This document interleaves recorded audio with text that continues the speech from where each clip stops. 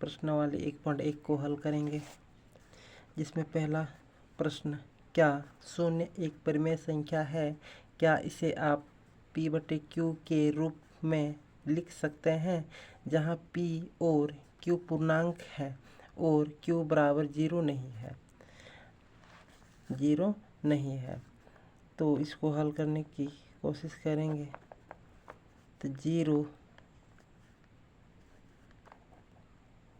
एक परिमेय संख्या है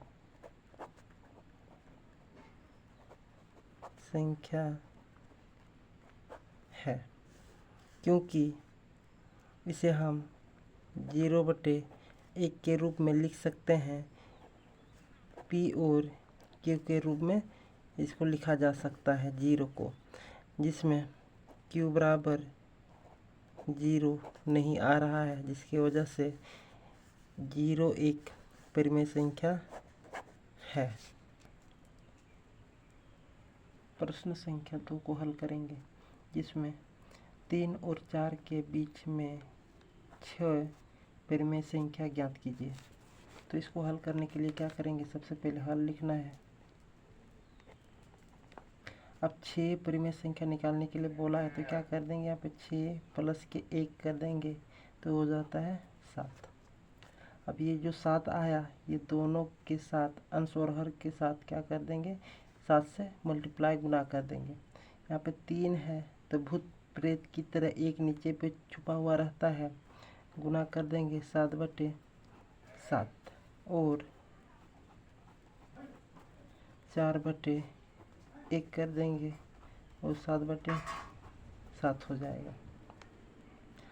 अब इसको 7 और 3 को गुना करेंगे तो हो जाएगा 7 या 21 और 7 एकम हो जाएगा 1 और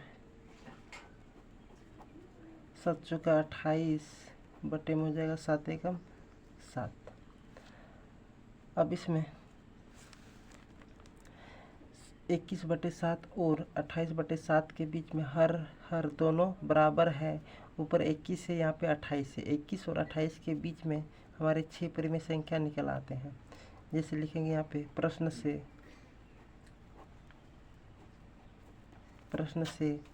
अब 21 के बाद आ जाता है 22/7, 22 के बाद आ जाता है 23/7, 24/7, 25/7, 26/7,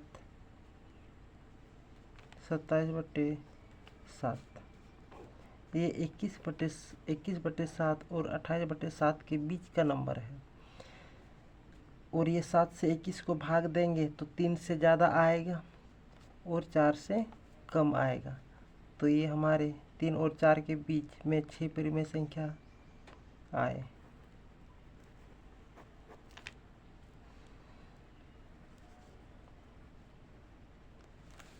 अब प्रश्न संख्या 3 को हल करेंगे।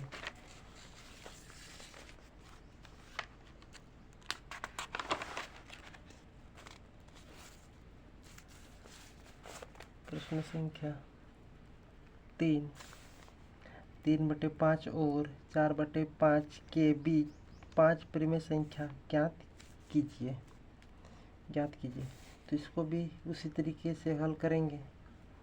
तो यहाँ पे बोला गया है 5 परिमेय संख्या, तो क्या करेंगे, यहाँ पे 5 प्लस के 1 कर देंगे तो हो जाएगा 6। अब ये 6 अंश और हर दोनों के साथ ये 6 हम क्या कर देंगे, गुना कर देना है। तो यहाँ पे हो जाएगा 3/5 गुना 6/6 हो जाएगा और 4/5 गुना 6/6। अब हम 6 कितना हो जाएगा, 18/6 पंचे हो जाएगा 30 और 6 हो जाएगा 24/6 पंचे 30।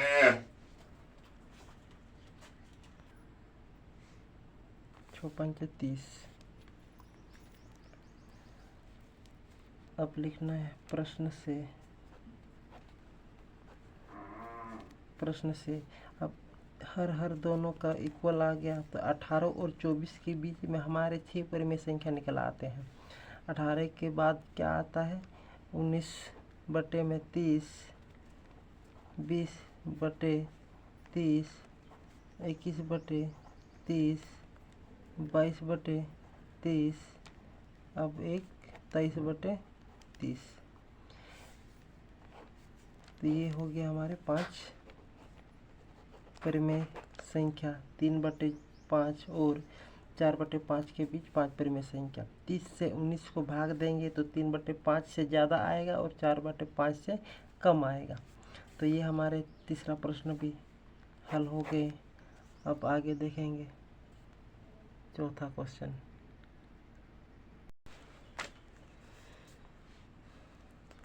प्रश्न संख्या 3 को अच्छे तरह से हम लोग समझ गए, तो चौथा नंबर करेंगे। नीचे दिए गए कथन सत्य है या असत्य? कारण के साथ अपने उत्तर दीजिए। कारण के साथ अपने उत्तर देने के लिए बोल रहा है, ठीक है। तो यहाँ पे देखेंगे रोमन 1, प्रत्येक प्राकृत संख्या एक पूर्ण संख्या होती है। तो इसको जानने के लिए पहले हमको क्या करना पड़ेगा? सबसे पहले बेसिक चीज़ जानना पड़ेगा। जहाँ प्राकृतिक संख्या की शुरुआत 1, 2, 3, 4 अनंत तक जाता है, उसी तरह पूर्ण संख्या की शुरुआत 0, 1, 2, 3, 4, 5 अनंत तक जाता है। तो यहाँ पे बोल रहा है प्रत्येक प्राकृत संख्या एक पूर्ण संख्या होती है।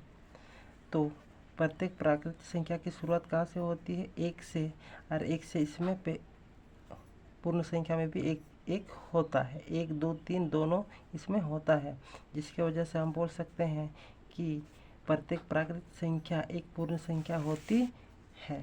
तो इसका उत्तर हो जाएगा सत्य।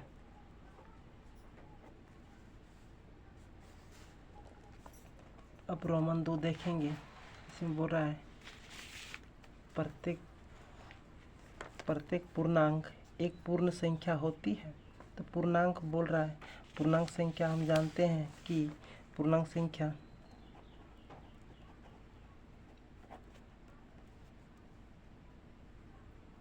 -4, -3, -2, -1, 0, 1, 2, 3,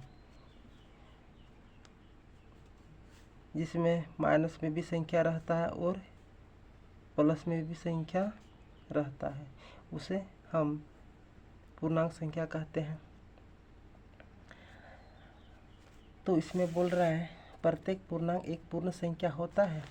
तो पूर्ण संख्या की शुरुआत हम जानते हैं कि 0, 1, 2, 3, 4, 5 इस तरह आगे बढ़ता है और अनंत तक जाता है। लेकिन इसमें ऋणात्मक में एक भी संख्या देखने को नहीं मिलता है पूर्ण संख्या में, और पूर्णांक संख्या में हमें ऋणात्मक में भी संख्या मिलते हैं, जिसकी वजह से यह कथन असत्य हो जाता है। तो यहाँ पे लिख देंगे असत्य। अब